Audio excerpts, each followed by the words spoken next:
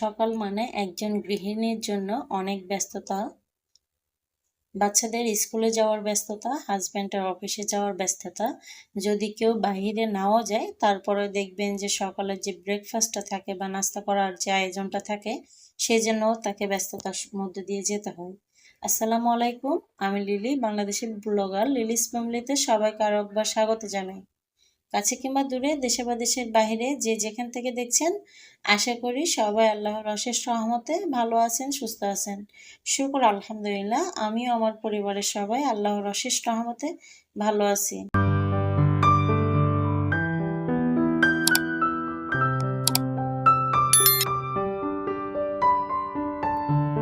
আপনাদের স্কুল ছুটি আর আপনাদের ভাইয়ার অফিসে এখনো বন্ধ।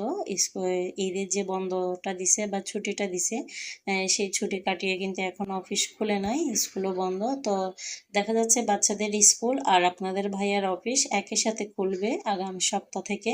যার কারণে হচ্ছে সবাই বাসায় থাকা সত্ত্বেও সকালবেলা হচ্ছে যে পিঠা বানিয়ে নিয়েছিলাম কিছু, নারকেল দিয়ে, চালের গুঁড়া দিয়ে পাটিসাপটা পিঠা। তো সেগুলা দিয়ে সকালের ব্রেকফাস্টটা করে নিছি সবাই।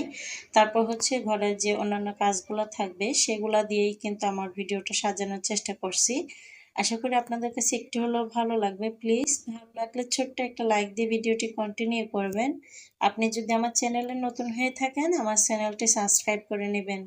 পাশে থাকা অল অপশনটি চালু করে দিবেন, যে কোনো সময় নতুন ভিডিও আপলোড দিলে নোটিফিকেশন পৌঁছে যাবে আপনার কাছে। আপনি আপনার মূল্যবান সময় এবং সুযোগ করে আমার ভিডিওটি দেখে নিতে পারবেন। যারা অলরেডি কাজটি করে দিয়েছেন সবাইকে অসংখ্য ধন্যবাদ।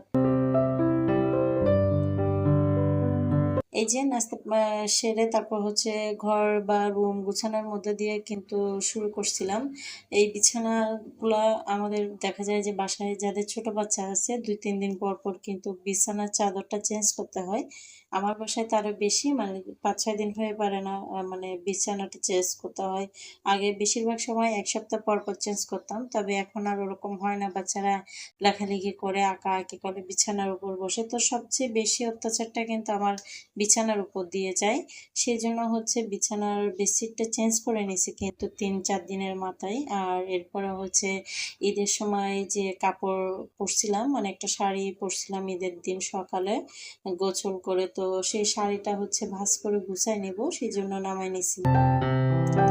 আমার বিয়ের আগে থেকে আমি কিন্তু শাড়ি পরতে বা শাড়ি পরে খুব কমফোর্টেবল ফিল করতাম, যে কোনো জায়গায় যেতে বা বাসায় থাকা সত্ত্বেও সবসময় চেষ্টা করতাম আমি মাঝে মাঝে শাড়ি পরতে। মানে বিয়ের আগে থেকে এটা আমার একটা শখ ছিল বলতে পারেন, ছোটবেলা থেকে। অনেক মেয়েরা থাকে না যে যারা শাড়ি পরতে চায় না, আবার অনেকে থাকে শাড়ি পরতে খুবই পছন্দ করে। তো আমি হচ্ছে তাদের মধ্যে একজন যারা শাড়ি পরতে খুবই পছন্দ করে, তেমনি একজন। তো শাড়িটা হচ্ছে গিয়ে আমার এই গতবার যখন আমাদের গ্রামের বাড়ি গেছিলাম তখন হচ্ছে আমার নানি আমাকে গিফট করছিল ওনার একটা শাড়ি সুতির। তো সুতির মধ্যে হলো কিন্তু শাড়িটা খুবই পছন্দ ছিল বা খুবই ভালো লাগছে আমার পরে। তো সেই জন্য হচ্ছে ঈদের দিন পরছিলাম, এখন ভাঁজ করে রেখে দিচ্ছি। আগে সবসময় চেষ্টা করতাম পড়তে, মাঝে মধ্যে যখন বাচ্চা ছিল না বা সংসারের কাজও কম ছিল, বাচ্চা থাকলে তো কাজ একটু বেশি থাকে। তো এখন দেখা যায় যে শাড়ি পরলে বাচ্চাদেরকে সামলানো, ঘরের কাজ করা, তো একসাথে দেখা যায় যে সবকিছু ম্যানেজ করতে গিয়ে শাড়িটা পরলে একটু হিমশিম খেতে হয়। যার কারণে হচ্ছে খুবই কম পরি এখন, যদি বলি যে পরি না তেমনই হয়ে গেছে, এমন একটা অবস্থা। বছরে 1-2বার পরি। তো যেহেতু বছরের একটা দিন ছিল সেই জন্য সকালে গোসল করার পরে হচ্ছে শাড়িটা পরছিলাম, আর এখনো হচ্ছে 2 দিন পর আমি এই শাড়িটা ভাঁজ করে তুলে রাখতেছি।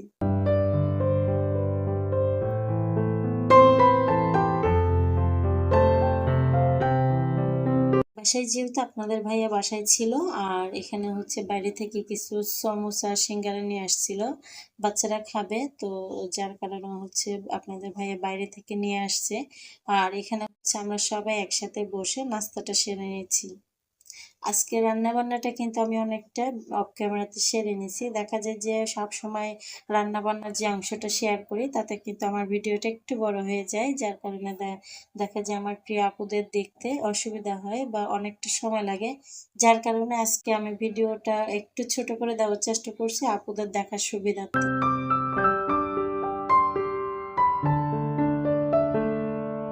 এরপর হচ্ছে গিয়ে আমি আমার আগের ভিডিওতে যে আলোচনা করছিলাম মানে কোরবানির ঈদ নিয়ে, ওই কোরবানির ঈদের মাংস বন্টন নিয়ে, সেই ভিডিওতে আমার সিম্পল লাইফ স্টাইল থেকে আয়শা আপু কমেন্ট করে লিখছিলেন যে আপু এভাবেই দিতে হবে, মানে 3 ভাগে ভাগ করে তারপর হচ্ছে বন্টন করে দিতে হবে, তাহলে কোরবানি কবুল হবে, তা না হলে হচ্ছে হবে না। আপুকে অসংখ্য ধন্যবাদ জানাই।